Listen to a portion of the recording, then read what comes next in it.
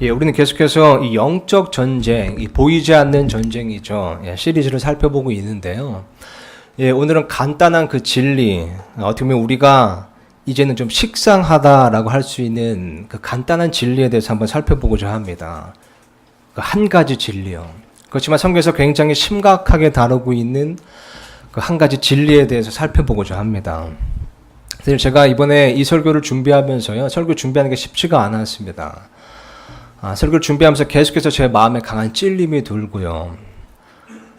그래서인지 이 설교를 써내려가는 것이 그렇게 쉽지는 않았었는데요. 참 간단한 진리입니다. 사실 우리가 계속 누누이 살펴보고 어떻게 보면 우리가 성경 읽을 때마다 볼 수 있는 그런 진리이지만요. 사실 우리가 좀 간과하고 있는 부분이기도 합니다. 여러분, 우리가 누누이 살펴봤지만 이 에베소서 6장 12절 말씀에 보면요, 우리가 살과 피와 맞붙어 싸우는 것이 아니라 영적 사악함과 맞붙어 싸우고 있다고 말씀하고 있습니다. 근데 그 영적 사악함이라는 것을 성경 말씀에 보면요, 사탄과 그의 세력이 이제 마귀들을 말씀하고 있는 거잖아요. 사탄은 사실 이 루시퍼라는 그런 천상의 존재였습니다. 하나님께서 창조하신 어떻게 보면 가장 아름답고 가장 완벽한 그 천상의 존재 중 하나였죠. 루시퍼라는 이름을 가지고 있었는데 그 루시퍼가 하나님을 대적해서 이제 타락하게 된 겁니다. 그래서 사탄이 된 거죠.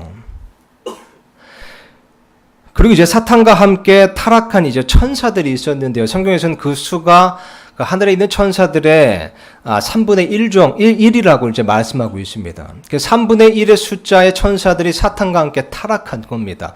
그래서 그들이 이제 성경은 마귀들이라고 부르고 있고요.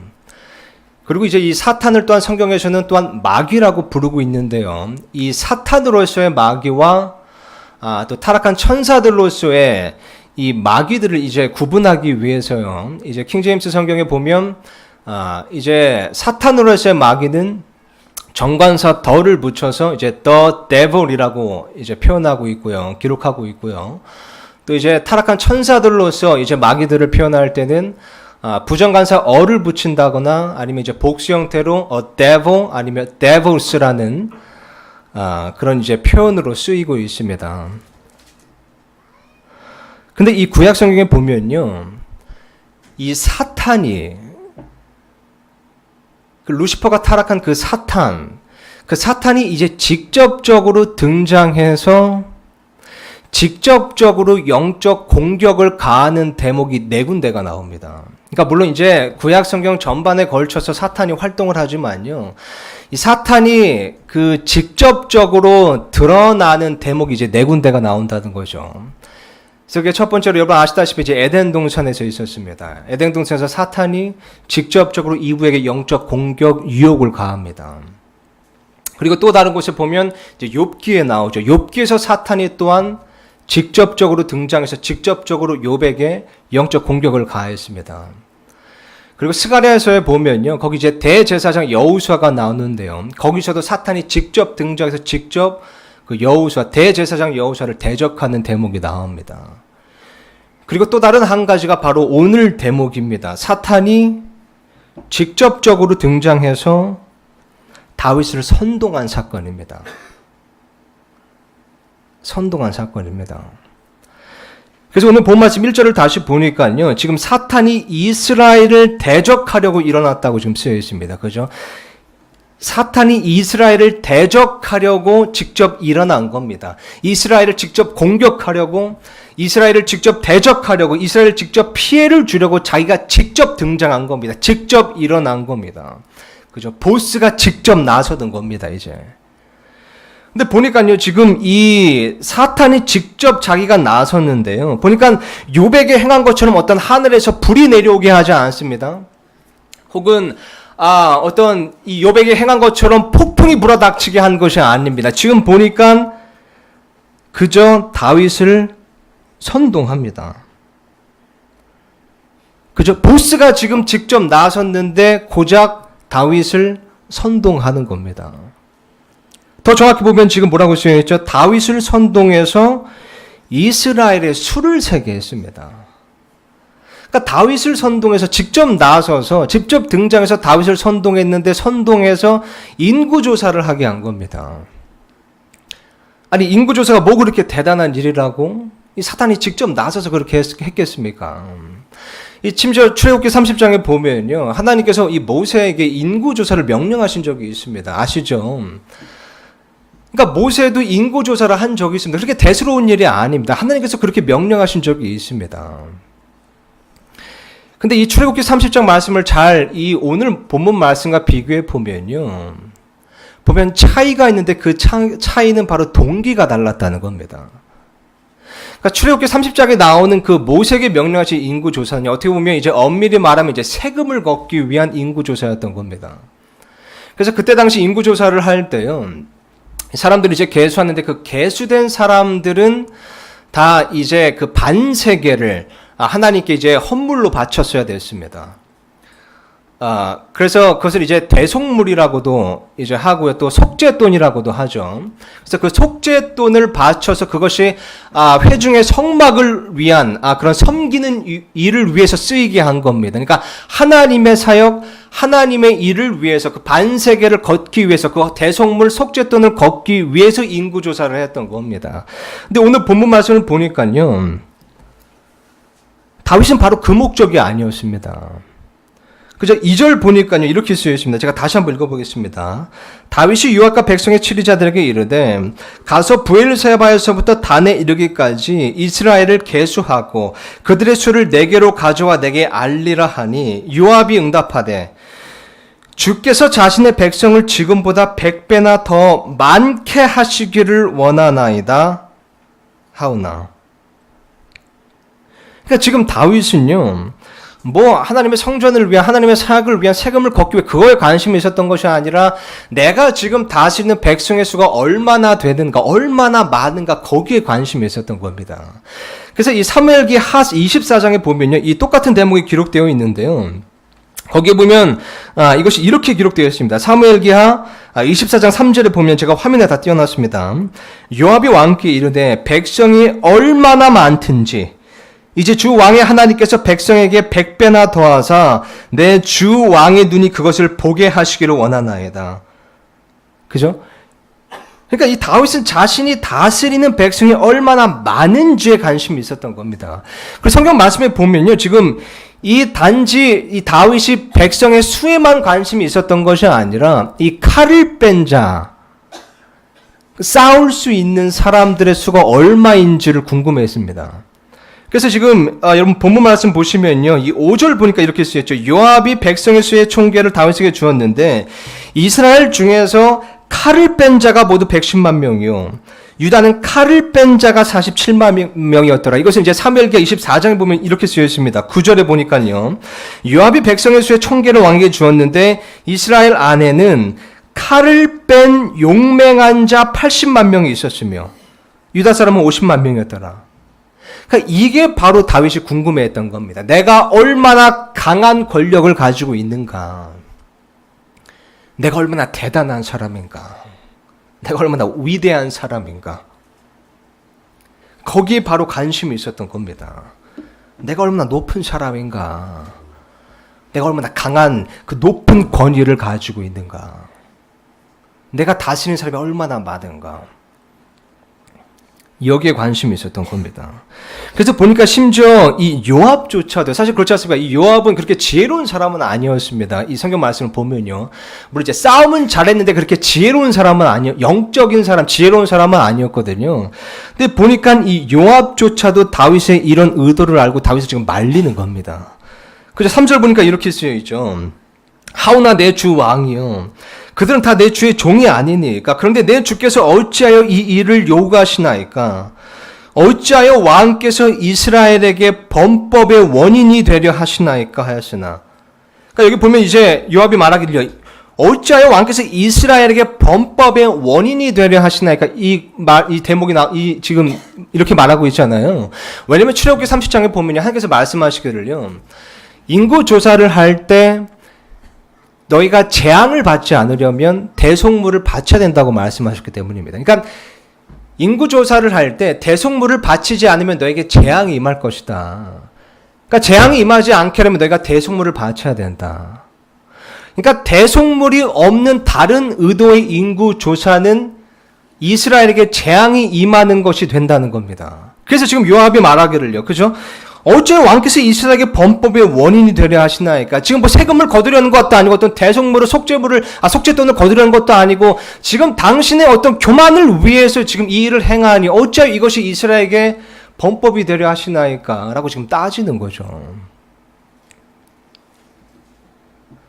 그래서 아까 본 이 사무엘기 말씀에서 또 이렇게 요압이 얘기하는 겁니다. 내 주 왕은 어찌하여 이런 일을 기뻐하시나이까? 여러분 오늘 본 말씀 보니까요. 이 사탄이 이스라엘을 대적하려고요. 다윗을 선동했습니다. 더 정확히 말하면 사탄이 여러분 다윗의 교만을 선동한 겁니다. 물론 이제 사무엘기 24장에 보면요. 이 또한 정말 하나님께서 이스라엘 백성을 심판하시고자 하는 그런 목적으로 이제 이 일 또한 사용하신 거지만요. 어쨌든 다윗이 그 심판의 도구가 되어버린 겁니다. 왜 그렇습니까? 다윗이 교만했기 때문입니다. 사탄이 직접 나서서요. 다윗의 교만을 선동한 겁니다. 여러분 이 성경 말씀에 보면요. 이 교만이라고 불리는 죄에 대해서 심각하게 경고하고 있습니다.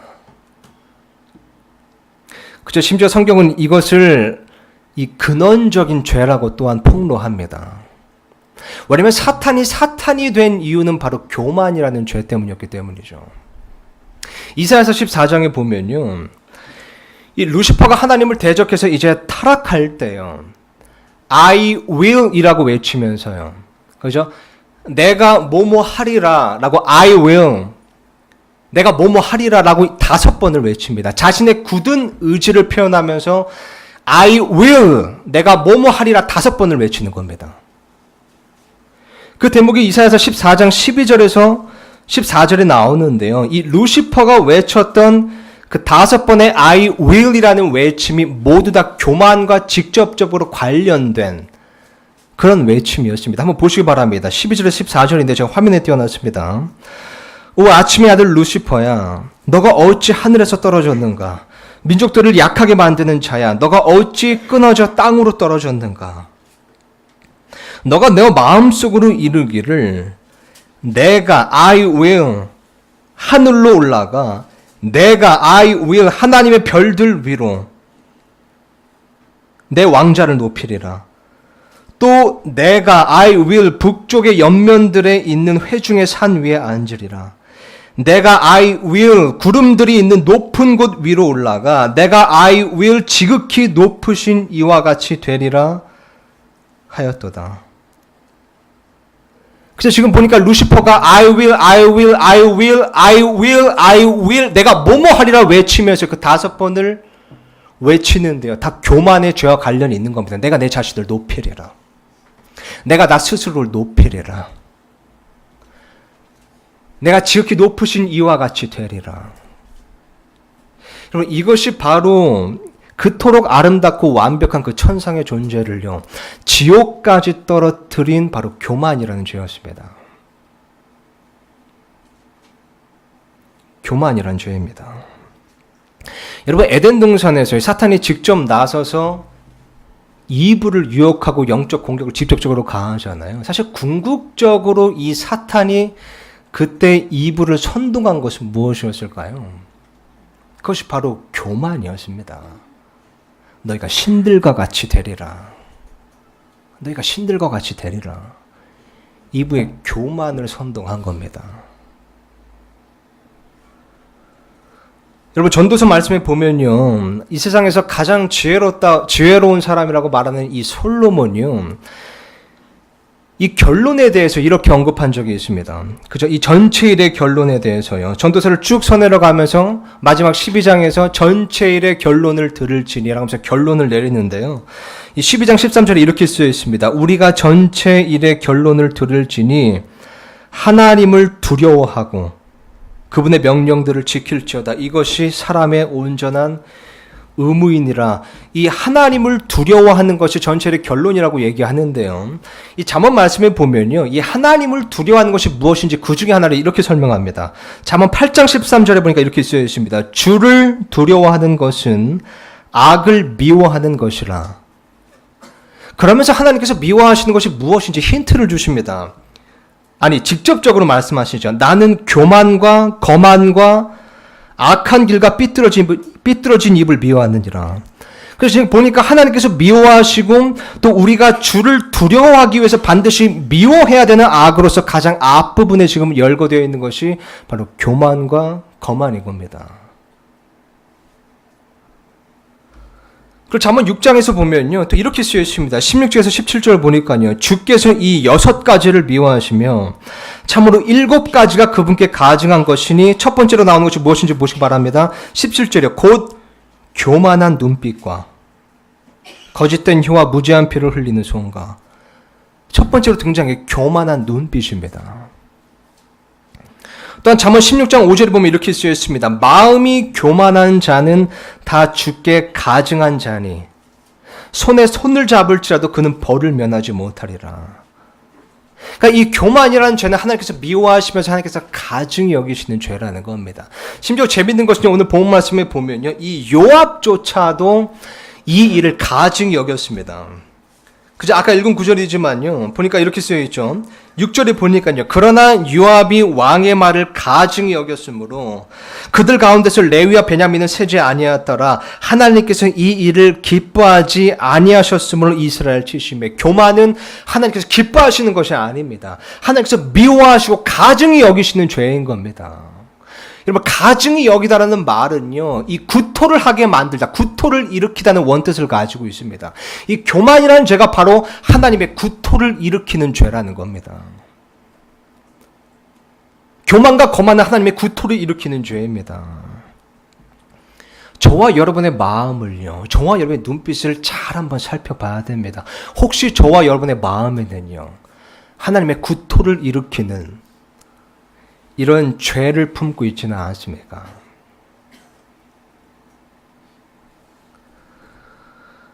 여러분, 제가 여기까지 설교를 준비하다가요, 이 마음이 너무 불편해가지고 땅바닥에 엎드려 있습니다.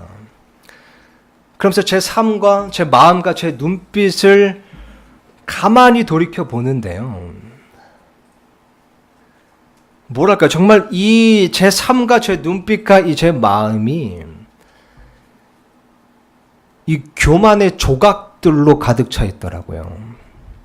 그러니까 그 조각들이 이 흩어져 있어서 내가 인지하지 못했을 뿐이지, 그 조각들을 하나하나 맞추면 그게 바로 교만이었던 겁니다. 내가 내 삶 속에서 I will 외쳤던 것들이요, 하나하나 조립해보면, 하나하나 맞춰보면 그게 바로 교만의 모습이었다는 겁니다. 여러분은 어떻습니까? 여러분의 I will도 한번 살펴보셔야 됩니다. 그것이 하나님의 영광을 위한 것인지 아니면 나의 영광을 위한 것인지 한번 잘 살펴봐야 됩니다.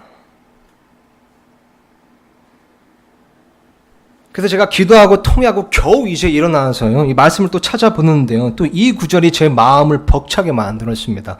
야고보서 4장 말씀 보니까요, 5절 7절이 우리가 잘 아는 구절이지만 새삼 이것이 제 마음에 박히더라고요.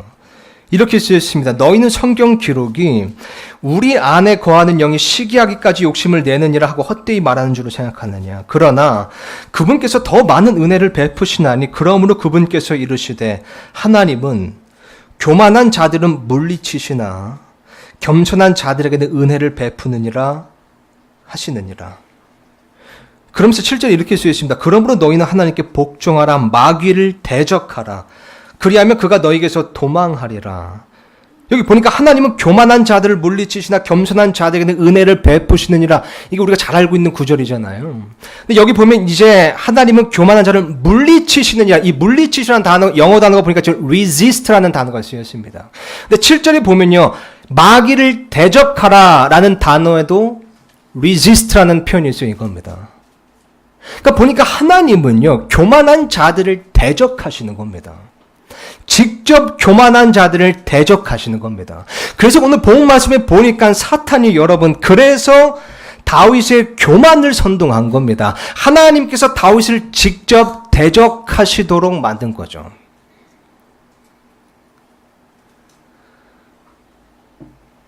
여러분 성경 말씀 보면요, 사탄은 굉장히 간교한 자입니다.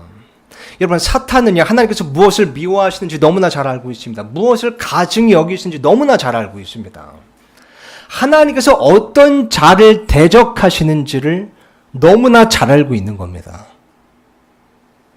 그래서 우리가 그리스도인이기 때문에 하나님께서 우리와 함께 하시고 성령께서 우리 안에 내주하시고 또 우리를 지켜주실 때요, 사탄이 우리를 직접 공격할 수 없을 때요, 직접 우리를 대적할 수 없을 때요,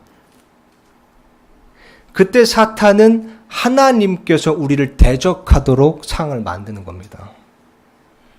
우리의 교만을 선동해서요. 하나님께서 우리를 직접 대적하시도록 만드는 겁니다.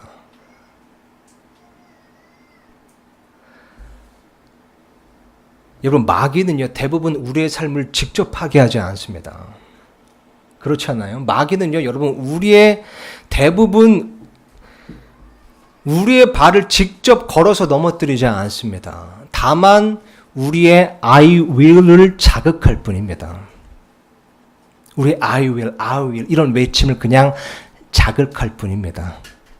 왜냐면 성경 말씀 보니까요, 잠언 16장 18절에요. 멸망에 앞서 교만이 나가며 넘어짐에 앞서 거만한 영이 있느니라 말씀하고 있기 때문이죠. 여러분 마귀는요, 우리를 직접 낮추지 않습니다. 그럴 수가 없습니다. 왜냐하면 성경 말씀에요, 누군가를 높이고 낮추는 것은 하나님께 속한 일이라고 말씀하고 있기 때문입니다. 그죠? 이 시편 말씀 보면 이렇게 말씀하고 있습니다. 75편 6절에서 7절 보니까요, 높이는 일은 동쪽에서나 서쪽에서나 남쪽에서 나오지 아니하며 오직 하나님께서 재판장이 되시나니 그분께서 한 사람을 낮추시고 다른 사람을 높이시느니라. 그래서 이 마귀가 우리를 억지로 직접 낮추지 않습니다. 다만 우리의 시선을 선동해서요, 우리가 높은 곳을 보게 만드는 겁니다. 그래서 하나님께서 직접 우리를 낮추시도록요. 왜냐하면 성경 말씀이 이렇게 쓰여있기 때문에 시편 18편 27절에 주께서 고난받는 백성을 구원하시나 교만한 눈빛은 낮추시리이다. 잠언 29장 23절 이렇게 쓰여있습니다. 사람의 교만은 그를 낮추려니와 명예는 영이 겸손한 자를 들어 올리리라. 여러분 예수께서 말씀하시기를요, 내가 내 교회를 세우리니 지옥의 문들이 그것을 이기지 못하리라 말씀하셨습니다. 그래서 이 교회사를 보면요, 이 단 한 번도 어떤 이 영적 사악함이 어떤 이 사탄의 마귀 세력의 어떤 직접적인 공격이나 핍박이나 이 박해로 인해서 교회가 무너진 적은 없었습니다. 근데 이 교회사를 보면요, 이 교회가 패배했던 역사가 있는데요, 그 역사 중에 하나는요, 그들 스스로가 높아져서요, 교만해져서 하나님께서 그들을 직접 대적하시고 그들로부터 등장대로 옮기셨을 때입니다. 이때 교회가 무너졌습니다. 지옥의 문들이 그것을 이긴 것이 아니라 그들 스스로가 자멸한 것입니다. 하나님께서 그들을 대적하시고 하나님께서 등잔대로 옮기신 겁니다.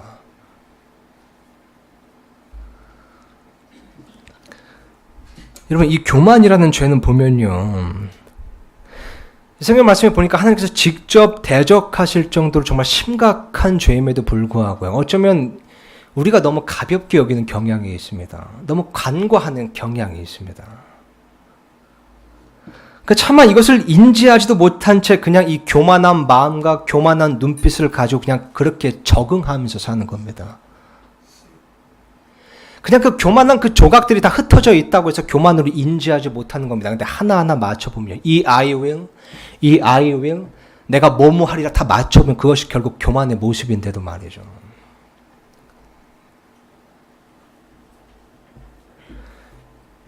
여러분 다윗이 간음죄와 살인교사죄를 지었을 때요, 그런 죄를 저질렀을 때 그 결과로 2명이 죽었습니다.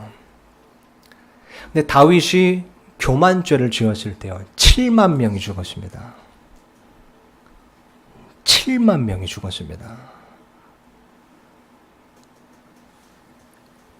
왜 그렇습니까? 왜냐하면 그것이 많은 죄들의 근원이기 때문입니다. 하나님께서는 결코 교만죄를 가볍게 여기지 않으십니다. 결코 교만죄를 간과하지 않으십니다. 그래서 하나님을 하여금 구토를 하게 만드는 겁니다.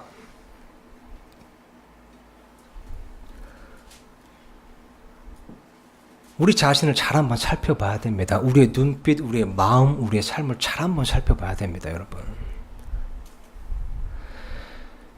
그러면 여러분 우리가 교만한지 겸손한지 우리가 어떻게 이걸 판단할 수 있을까요? 이 아까 읽은 이 야고보서 4장 말씀에 보면요, 이 하나님은 교만한 자들을 물리치시나 겸손한 자들에게는 은혜를 베푸시느니라 이렇게 이제 기록하면서요, 같은 문맥으로 이제 10절에 보면 이렇게 기록되어 있습니다. 야고보서 4장 10절을 제가 화면에 띄워놨습니다. 주의 눈앞에서 스스로 겸손하라. 그리하면 그분께서 너희를 높이시리라. 그러니까 지금 말씀 보니까 우리가 스스로 겸손하면요, 그분께서 우리를 높이신다는 겁니다. 그리고 그분께서 높이실 때는 그 누구도 막지 못합니다. 그래서 우리가 이 스스로 겸손해야 되는데요, 지금 보니까 이 중요한 것은요, 주의 눈앞에서 스스로 겸손해야 된다는 겁니다. 여러분, 사람들 앞에서 겸손한 척하는 건 너무나 쉽습니다. 사람들에게 겸손한 사람이라고 칭찬받는 거, 인정받는 거는 그렇게 어렵지 않을 수 있습니다. 근데 문제는, 중요한 것은 하나님께서도 그렇게 생각하시는 겁니다. 하나님의 눈앞에서 하나님께서 보실 때 우리가 겸손하냐는 겁니다.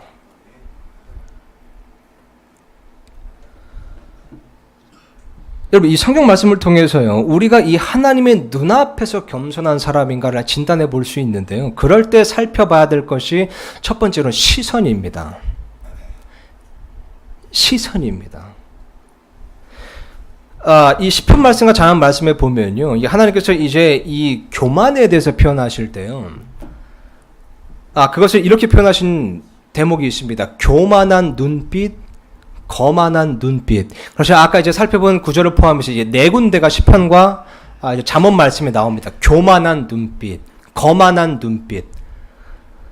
영어로 이제 proud look, high look라고 되어 있습니다. 근데 이제 look이라는 단어가요, 이제 성경의 용례를 봐도 그렇고요, 사전적인 의미를 봐도 그렇고요, 이 look이라는 단어가 명사형으로 쓰였을 때는 이것은 시선을 의미하는 겁니다. 그죠?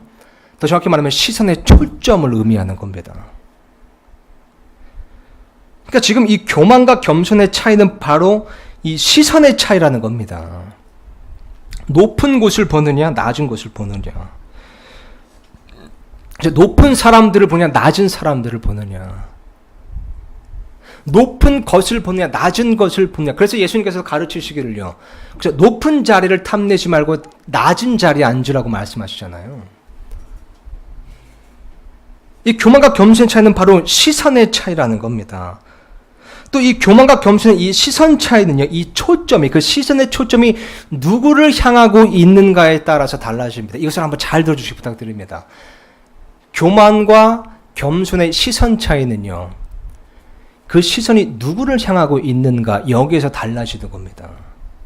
여러분, 만약 시선이요, 자기 자신을 향하고 있다면요, 그것은 교만한 사람입니다. 교만한 사람의 시선은 항상 자기 자신을 향합니다. 자기 자신의 영광, 자기 자신의 명예, 나의 인기, 내가 인정받는 것, 내가 칭찬받는 것, 내가 얼마나 위대한 사람인가, 내가 얼마나 대단한 사람인가, 내가 얼마나 높은 사람인가, 자기 자신에게 시선이 고정되는 겁니다. 자기 자신을 향하는 겁니다. 모든 것이 다 자기 자신에 관한 것입니다. 자기 자신에 대해서 생각하는 겁니다. 그래서 오늘 본문 말씀에서도요, 이 다윗이 그랬습니다. 그죠? 또 하나님의 영광, 하나님의 사역, 하나님의 일에 시선을 둔 것이 아니라요. 그죠? 자기 자신에게 초점을 맞춘 겁니다. 내가 얼마나 위대한 사람인지, 내가 얼마나 대단한 사람인지 보여주겠다. 내 자신을 높이리라. 내 스스로를 높이리라. 그래서 교만한 사람이셔서 항상 교만한 사람의 시선은 항상 자기 자신을 향하고 있습니다. 그죠? 반면에 겸손한 사람의 시선을 보면요, 하나님을 향하고 다른 사람들을 향합니다. 이 시간 로마서 말씀을 잠깐 보겠습니다. 로마서 12장으로 잠깐 가볼 텐데요. 이건 제가 좀 문맥을 봐야 돼서 화면에 못 띄워놨습니다. 로마서 12장 보니까요, 3절부터 보겠습니다. 3절 보니까 이렇게 쓰여 있습니다.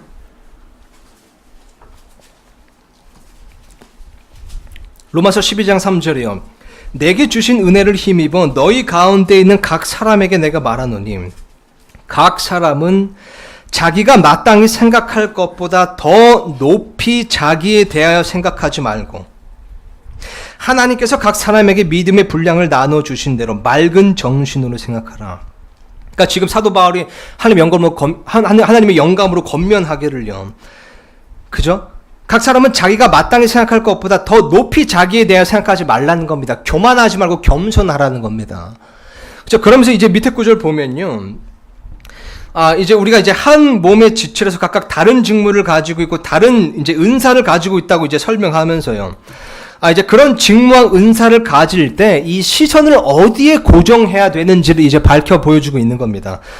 이것을 쭉 내려와서요, 시간상 10절부터 읽겠습니다. 이렇게 쓰여 있습니다. 시선을 어디에 고정해야 되는지 말씀하고 있습니다. 형제의 사랑으로 서로 친절하게 애정을 가지고 서로 먼저 존중하며 이를 게을리하지 말고 영이 뜨거운 가운데 주를 섬기며 소망 중에 기뻐하고 환난 중에 인내하며 늘 절박하게 기도하고 성도들의 필요에 따라 나누어주며 손님 대접하기를 힘쓰라. 너희를 핍박하는 자들 축복하라. 축복하고 저주하지 말라. 기뻐하는 자들과 함께 기뻐하고 슬피우는 자들과 함께 슬피울라. 서로를 향해 같은 생각을 가지며 높은 것들의 생각을 두지 말고 도리어 낮은 처지의 사람들에게 겸손히 행하며 스스로 지혜 있는 것으로 여기지 말라.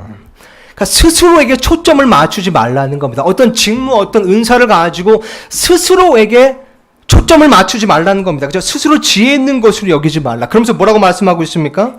그죠? 그런 직무와 그런 은사를 가지고, 그죠? 높은 생각을 품지 말고, 자기 자신을 더 높이 생각하지 말고요. 자기 자신에게 시선을 두지 말고, 하나님과 다른 사람들에게 시선을 고정하라는 겁니다.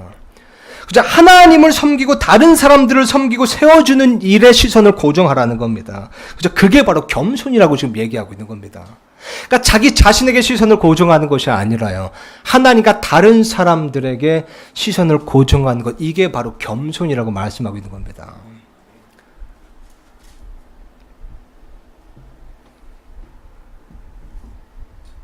여러분, 저와 여러분의 시선을 한번 잘 돌이켜 봐야 됩니다.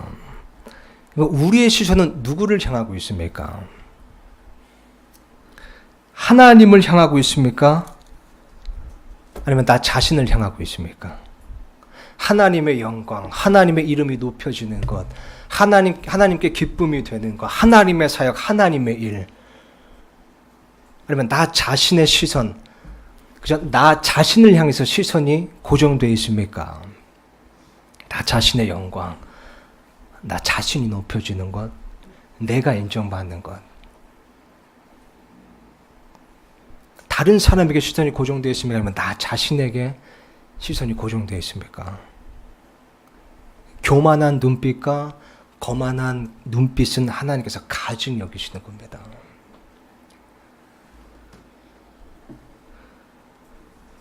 여러분, 또 한 가지 우리 자신의 상태에 대해서 판단할 수 있는 방법은요, 바로 복종에 관한 것입니다. 아까 읽은 이 야고보서 4장 6절 7절 보면요, 제가 다시 한번 읽겠습니다. 그러나 그분께서 더 많은 은혜를 베푸시나니 그러므로 그분께서 이르시되 하나님은 교만한 자들은 물리치시나 겸손한 자들에게는 은혜를 베푸느니라 하시느니라. 자, 7절 보니까요, 그러므로 너희는 하나님께 복종하라. 복종이라는 단어가 나오잖아요. 근데 이것과 굉장히 이제 비슷한 말씀이 이제 베드로 전서에도 나오는데요. 보니까 이렇게 쓰여 있습니다. 5장 5절 보면요, 젊은 사람들아 너희도 이와 같이 장로에게 복종하고 참으로 다 서로에게 복종하며 겸손으로 옷 입으라. 하나님께서 교만한 자는 물리치시고 겸손한 자에게는 은혜를 주시느니라. 그래서 지금 보니까 이 두 구절만 보더라도 이 겸손이라는 것은 바로 복종과 관련이 있다는 겁니다. 그렇죠? 하나님께 복종하는 것, 서로에게 복종하는 것과 지금 관련이 있다는 거죠. 그리고 이 복종에 대해서 이 성경 용례를 찾아보면요, 이런 구절이 있어요. 이 로마서 말씀에 보면 이렇게 쓰여 있습니다. 10장 1절 3절 보니까 이렇게 쓰여 있습니다. 형제들아, 이스라엘을 위한 내 마음의 소원과 하나님을 향한 기도는 곧 그들이 구원을 받는 것이니라. 내가 그들에 대해 증언하노니 그들이 하나님께 대한 열심은 있으나 지식에 따른 것이 아니라. 3절 잘 보시기 바랍니다. 그들이 하나님의 의를 알지 못하여 자기 자신의 의를 세우려고 다니면서 하나님의 의에 복종하지 아니하였느니라. 그러니까 지금 이스라엘 백성, 이 유대인들이 왜 하나님께 복종하지 않은 거죠? 왜 하나님의 의에 복종하지 않은 겁니까? 자기 자신의 의를 세우려고 복종하지 않은 겁니다. 또 지금 보니까 고린도전서의 말씀에 이렇게 쓰여 있습니다. 16장 16절에서 18절 보니까요, 너희는 그런 사람들과 또 우리와 함께 도우며 수고하는 모든 사람에게 복종하라 라고 지금 말하면서요, 내가 스데바나와 부두나도와 아가이고가 온 것을 기뻐하노라. 너희 편에서의 부족한 것을 그들이 제공하였나니 그들이 내 영과 너희 영을 시원하게 하였느니라. 그러므로 너희는 그런 사람들을 인정하라. 16절에서요, 모든 사람에게 복종하라. 18절이요. 그러므로 너희는 그런 사람들을 인정하라. 그러니까 이 두 구절만 보더라도요, 이 복종이라는 것은 보니까요, 자기 자신의 의를, 자기 자신의 주장을, 자기 자신의 의견을 하나님의 명령보다 더 세우지 않는 겁니다. 그러면서 하나님을 인정하는 겁니다. 하나님의 말씀을, 하나님의 명령을, 그분 자체를 인정하는 겁니다. 사람들 관계에서도 마찬가지죠. 서로 복종한다는 것은요, 그죠? 나 자신의 의견을, 나 자신의 주장을, 나 자신의 주관을 다른 사람들 위로 세우지 않는 겁니다. 그리고 다른 사람들의 의견, 다른 사람도 그리스도인이고 다른 사람 안에서 성령께서 내주하시는 것, 다른 사람도 하나님의 눈에 볼 때 귀한 분들인 것을 인정하는 겁니다. 이것이 바로 복종이고, 그 복종이 바로 겸손한 마음을 만드는 겁니다. 그래서 이 교만한 사람들을 보면요, 내가 교만한가를 어떻게 내가 이 교만한지를 알 수 있냐면요, 사람들의 관계를 보면 됩니다. 그죠? 뭐 부부 관계에 있어서요, 뭐 직장 동료 간의 관계, 교회 지체들 간의 관계에 있어서요, 내가 내 의견만을, 내 주장만을 그저 세우려고 하는 것, 남들보다. 이것이 교만이 될 수가 있는 겁니다. 서로에게 복종하는 것이 아니니까요. 그래서 성경 말씀 보면 이런 말씀이 있죠. 잠언 13장 10절을 보면요, 오직 교만에 의해서 다툼이 생기나 그래서 좋은 충고를 받는 자에게는 지혜가 있느니라. 잠언 28장 25절 보니까요, 마음이 교만한 자는 다툼을 일으키거니와 주를 신뢰한 자는 기름지게 되니라. 오직 교만에 의해서 다툼이 생긴다는 겁니다. 왜냐하면 교만한 사람은 다른 사람을 인정하지 않습니다. 다른 사람의 의견보다 자기 자신의 의견을 더 세우는 겁니다. 그래서 지금 오늘 본문 말씀에 보면요, 요압이 지금 충고하잖아요, 다윗에게요. 그죠? 3절 보니까요, 그래서 내 주 왕이요, 그들은 다 내 주의 종이 아니니까. 그런데 내 주께서 어찌하여 이 일을 요구하시나이까? 어찌하여 왕께서 이스라엘에게 범법의 원인이 되려 하시나이까 하였으나 4절 보니까 그럼에도 불구하고 왕의 말이 요압을 이겼으므로 인정하지 않은 겁니다. 자기 의견을 더 세운 겁니다. 교만한 자가 그렇습니다. 하나님의 말씀보다, 명령보다 자신의 갈망, 자신의 욕구, 자기가 원하는 것, 자신의 계획, 자신의 의지를 더 내세우는 겁니다. 하나님을 인정하지 않는 겁니다. 저와 여러분은 어떻습니까? 복종하고 있습니까? 하나님께 복종하고 있습니까? 서로에게 복종하고 있습니까?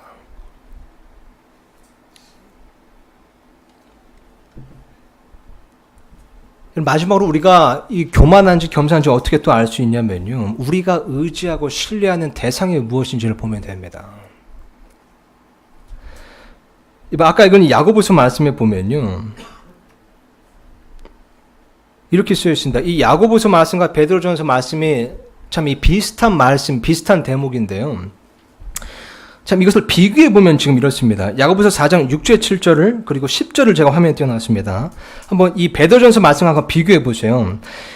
그러나 그분께서 더 많은 은혜를 베푸시나니 그러므로 그분께서 이르시되 하나님은 교만한 자들을 물리치시나 겸손한 자들에게 은혜를 베푸시니라 하시느니라. 그러므로 너희는 하나님께 복종하라. 마귀를 대적하라.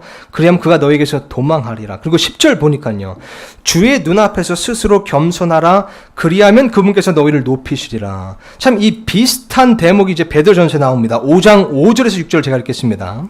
젊은 사람들아 너희도 이와 같이 장로에게 복종하고 참으로 다 서로에게 복종하며 겸손으로 옷 입으라. 하나님께서 교만한 자들은 물리치시고 겸손한 자에게는 은혜를 주시느니라. 그러므로 하나님의 강한 손 밑에서 스스로 겸손하라.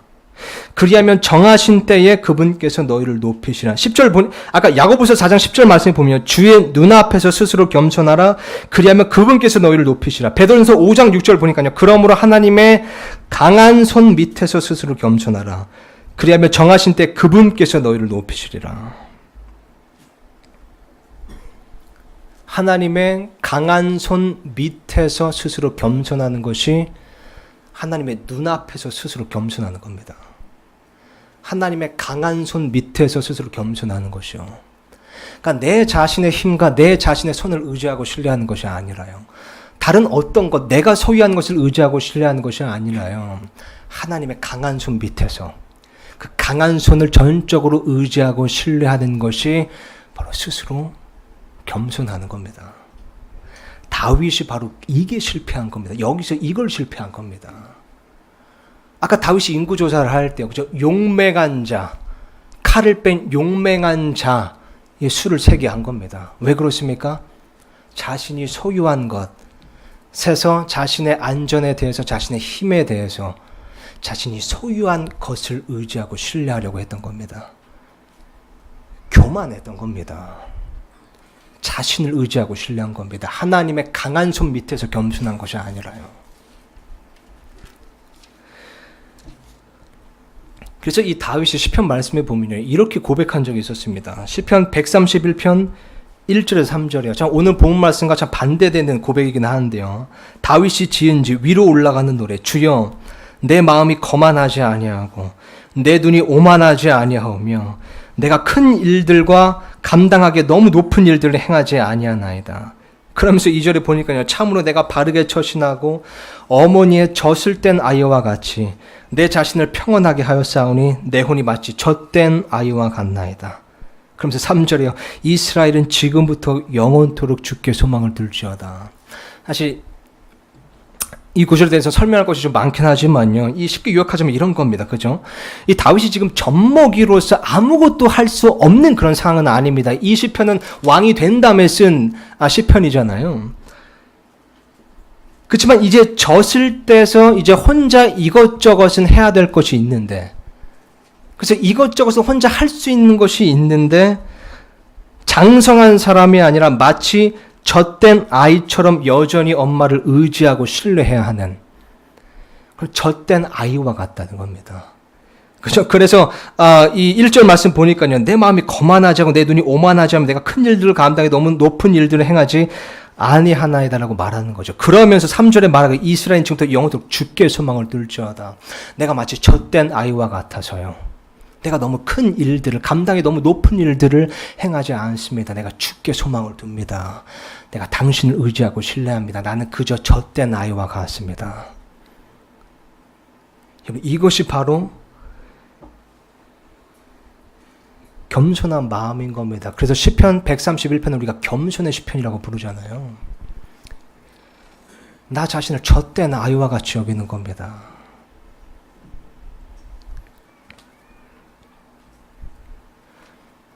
여러분 제가 시간이 조금 남아서요. 간증을 하나 하고 마치겠습니다. 사실 제가 제 간증은 잘 안 하는 편이긴 한데요. 혹시나 뭐랄까 좀 자랑하는 부분이 생길까 봐요. 그래서 잘 안 하는 편이긴 한데 사실 이 간증은 자세히 들어보시면 결코 제 자랑하는 게 아닙니다. 사실 제가 요즘에 이 설교 사역에 대해서요. 저의 이제 말씀 선포 사역에 대해서 좀 이런저런 고민을 하고 있습니다. 그냥 반성하는 마음으로요. 아니면 좀 개선하고자 하는 마음으로 이 말씀 선포사역, 저희 이제 설교 사역에 대해서 좀 이렇게 돌이켜보고 있는데요. 그래서 이제 최근에 제가 가장 처음 설교한 날을 좀 이렇게 되돌아보게 됐습니다. 제가 사실 요거는 요즘에 이제 그런 걸 좀 고민하다 보니까 제가 우리 플랜 B 팟캐스트에서도 한번 이제 언급을 했었고요. 또 우리 청년과도 한번 나눴던 간증인데요. 제가 이제 19살 때, 아마 제 기억으로 19살 때였을 겁니다. 이제 처음으로 이제 설교를 해본 겁니다. 근데 그때 당시 참 이 사람들 앞에서 이렇게 말한다는 것이 저한테 굉장히 두려운 일이었습니다. 단지 뭐 자신이 없는 일을 떠나서요, 넘어서요, 너무 저한테 이제 두렵고 무서운 일이었습니다. 실제로 어떤 트라우마도 있었고요. 사람들 앞에서 이렇게 말을 하는데 막 정말 이게 말더듬이가 되면서 이런 이제 트라우마도 있었고 해서 이게 굉장히 두려운 일이었던 겁니다. 근데 이제 교회에서 이제 공식적인 모임은 아니었고 이제 비공식적으로 청소년들과 초등학생들을 모아놓고 1박 2일 이제 수련회를 했었는데요. 그때 이제 교회에서 기회를 준 겁니다. 그 동생들에게 설교를 한번 해봐라. 한 달 전에 그걸 저한테 얘기해 줬는데요. 그 한 달 동안 정말 미치는 줄 알았습니다.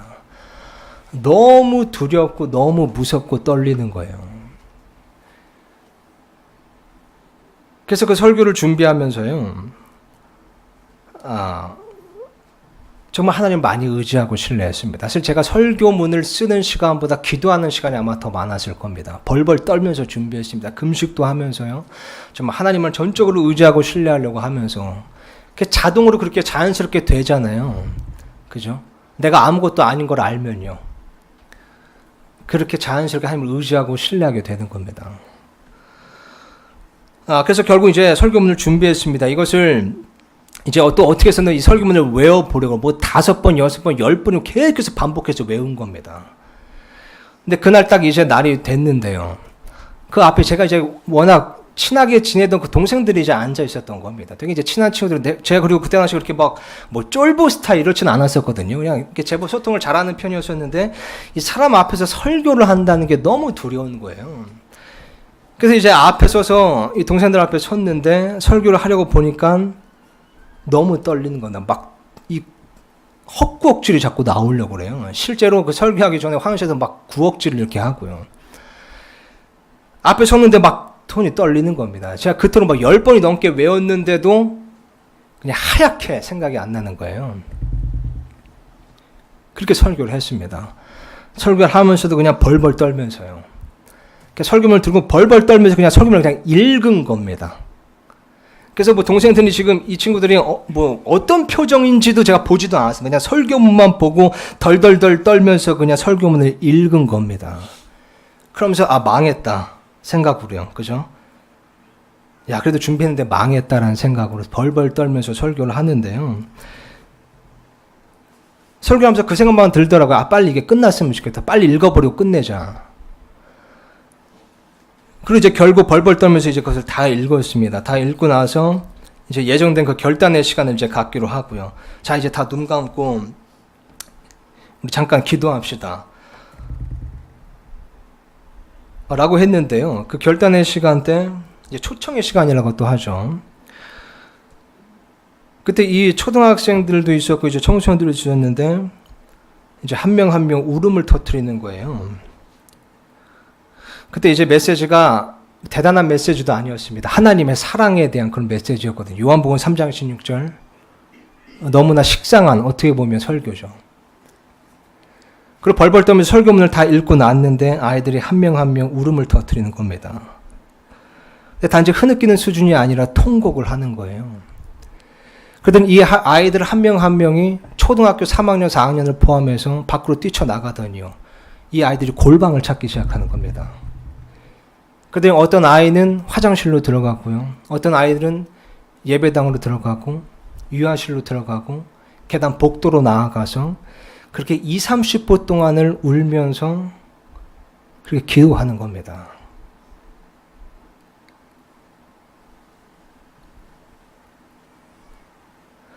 어떻게 보면 그때가 이 설교자로서는요, 가장 아무것도 아니고 가장 연약하고 가장 부족한 때였는데요.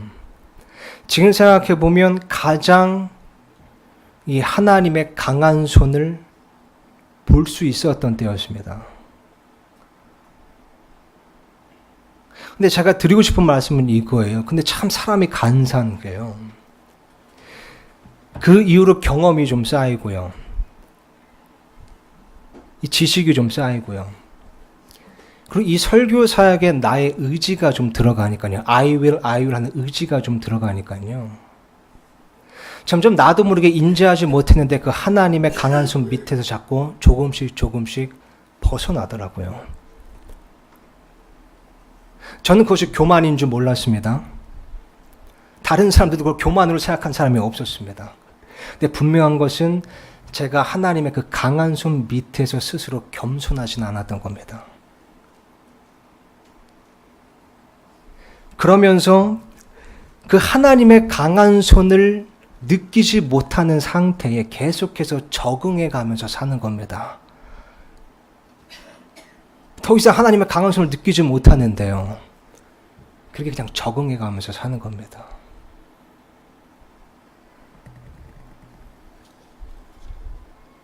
이게 참 무서운 겁니다. 사람이라는 게요. 그래서 요즘에 제가 설교 사역을 좀 돌이켜 보면서요. 제 자신의 재능을 좀 개발시키려고 하고, 어떤 화술, 어휘력, 이런 것을 개발시키려는 부분도 있긴 하겠지만, 사실 가장 노력하는 부분이 사실 이 부분인 겁니다. 그때로 자꾸 돌아가려고 하는 거예요. 정말 아무것도 아닌 때로, 정말 두려워서 벌벌 떠는 그때로, 정말 하나님의 강한 손 그 밑이 아니면 내가 숨을 데가 없는, 거할 데가 없는 그때로 자꾸 돌아가려고 하는 겁니다. 참 근데 사람이라는 게 이게 잘 안 되는 거예요. 경험이 쌓이고 지식이 쌓이고 내 의지가 자꾸 들어가는 겁니다.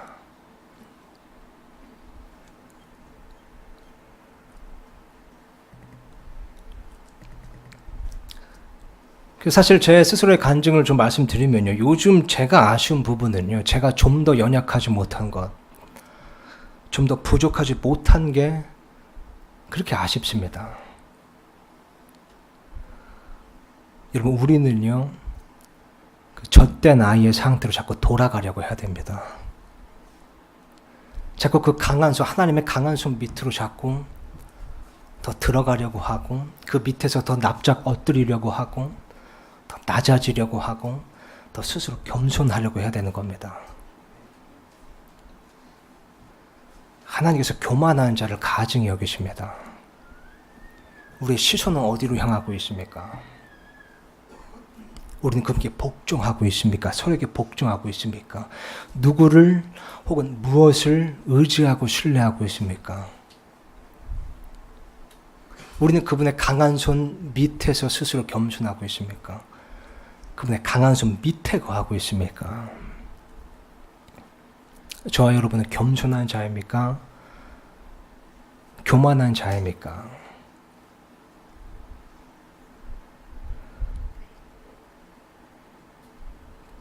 마귀가 여러분의 삶을 직접 파괴하지 않을 겁니다. 그러나 여러분을 선동할 수 있습니다. 여러분의 교만을 선동할 수 있습니다. 그래서 하나님께서 여러분을 대적하시도록요. 주의해야 됩니다. 기도하고 마치겠습니다. 이 시간